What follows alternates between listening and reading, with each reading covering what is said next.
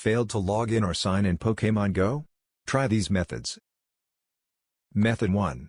Recover account password. Step 1. Open a web browser on your device and go to the Pokémon Go recovery page. Step 2. Select I forgot my password, and then enter your email address and username to recover your account password.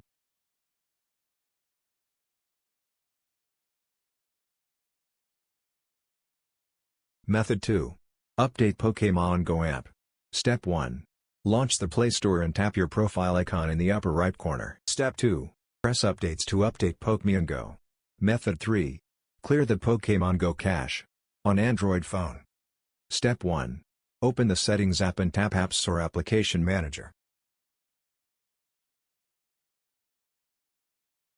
Step 2. Select Pokémon Go from the app list.